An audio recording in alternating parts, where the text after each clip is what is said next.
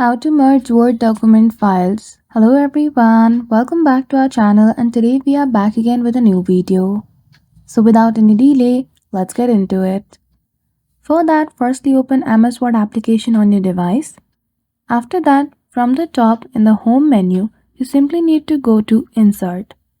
Then after search for Object, click on the drop down menu and choose the option of Text from File. After that, choose all the Word document which you want to combine in this one.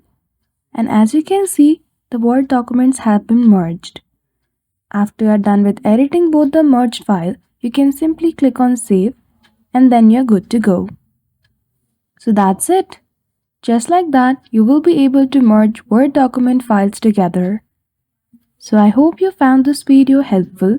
If you did, don't forget to give it a thumbs up and subscribe to our channel for such tutorial.